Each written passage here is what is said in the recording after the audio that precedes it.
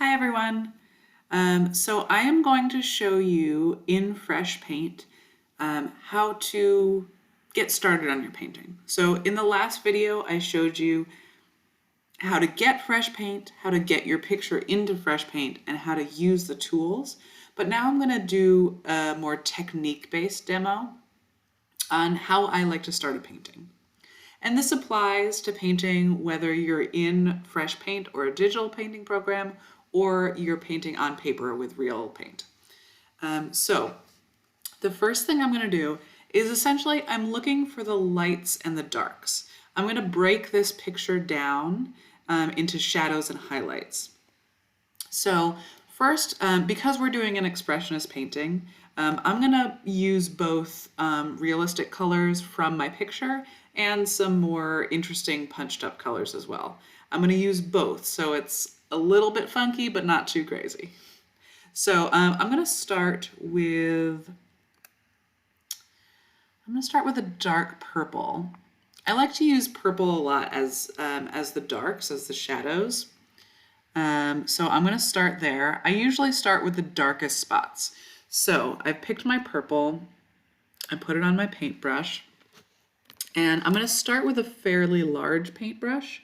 I always start with a big paintbrush and get smaller and smaller as I go along, defining more details. But I'm going to start with just large areas, right? And that's too small. I'm going to make that even bigger, right? That's better. Yeah, so I am looking for the darkest spots.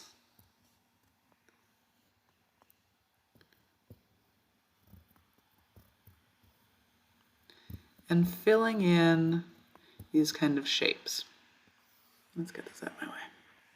All right, and so I'd also like for you to think about if your picture has fur or feathers or leaves or anything else directional like mine does, to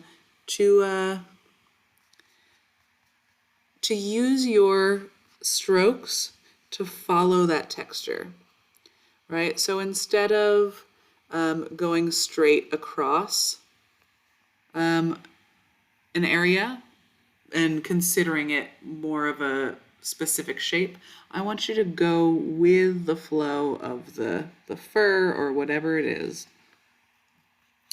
to create, it helps you, create that texture and that roundness. All right, so I'm just going to pull out a few more little dark spots. And now I'm going to choose a different color. And so I like to, try and, once I have a color on my paintbrush, I like to put it everywhere where I think it could belong. I can always cover over it later if it's too much. But I think having a lot of that color kind of spread throughout the picture creates a kind of unity in the picture. So now I'm going to pick a different color for my highlights. So you know what, for this, instead of picking from my palette, I think I'm going to pick from my picture.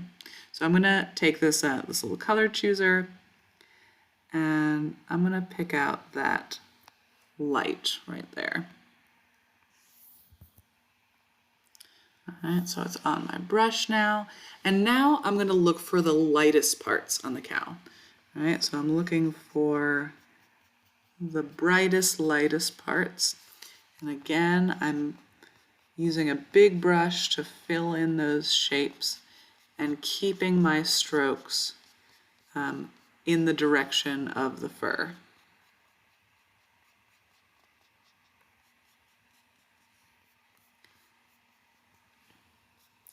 All right, so you always want to be looking at what is lighter and what's darker.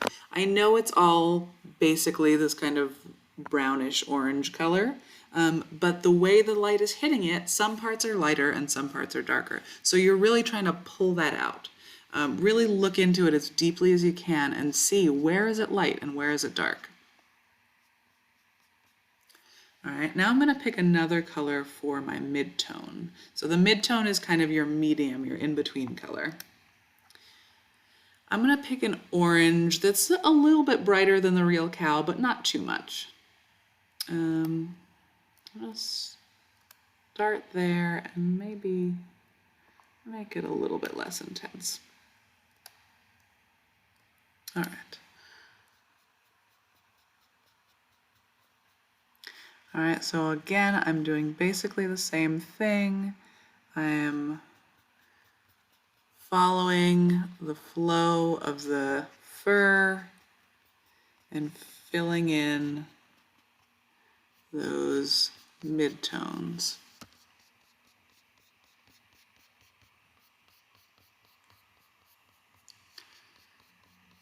So essentially, I am kind of blocking in the larger shapes that are going on in my picture. And we're going to go back in later. After I've blocked it all in, I'll go back in and add more smaller details.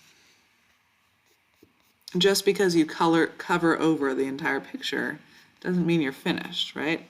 I start with big shapes and work them smaller.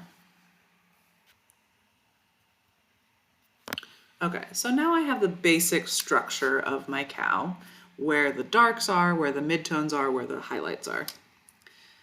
So now I'm gonna zoom in here. I'm gonna get that nose. All right, so for that, I want a smaller brush. So I'm gonna start with the color I have. And then I'm gonna add a darker color. I'm gonna maybe grab like a dark blue. This dark turquoise, I like that color.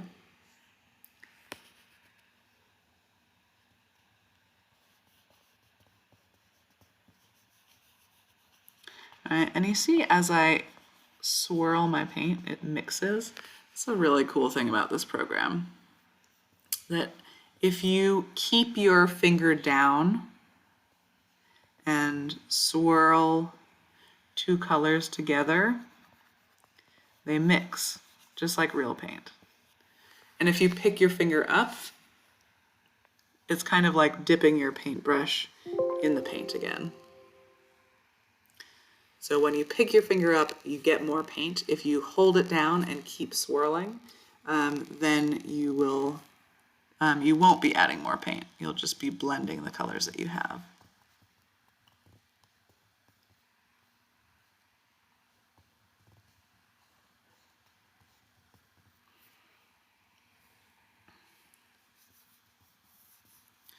All right, zoom back out.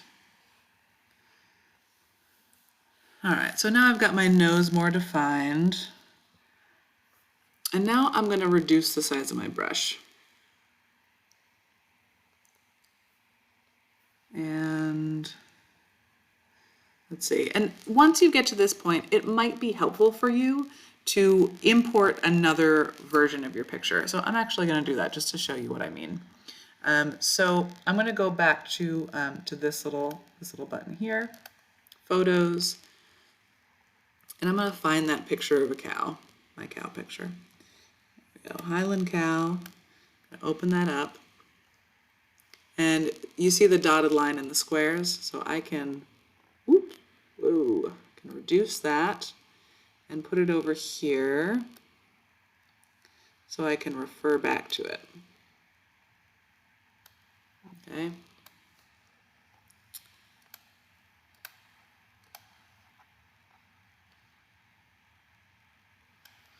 All right, so now I can see some of the details that I've covered over. So I'm going to maybe go back with that, that kind of dark teal and add some more details in this. Bring some, oh, you know what's going on? So I have a lot of wet paint on my painting right now, and now I kind of want to paint over it. Right now it's blending, so what I'm going to do is I'm going to press this, this fan button at the bottom, and that's going to dry all my paint, and now I can paint over it without it mixing together. So again, I am kind of following that line of hair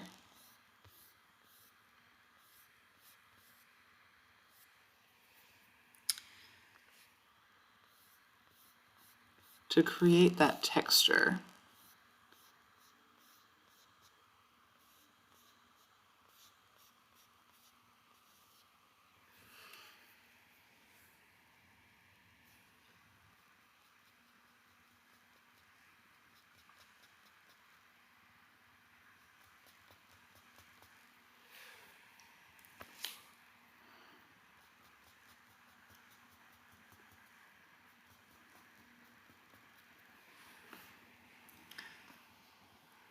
So if you see what I'm doing, I'm going back in, I'm adding some more details. I have a really good structure already that kind of blocks out the basic shapes, lights and darks.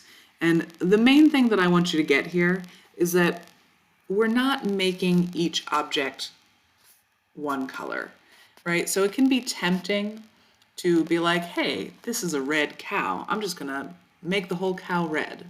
But then you have a very flat picture. What I want you to do is try and look for those darks and lights and pull them out, right? So we want our unusual and interesting kind of expressionistic colors.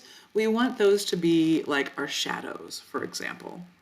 And then you can kind of blend them into the rest of your painting by using some naturalistic colors from your picture and bringing in some more interesting expressionistic colors as the shadows or as the highlights or a little bit of both, and mixing them together with your naturalistic colors, creating texture, but starting big, laying out shapes, lights and darks, and then going back in for details.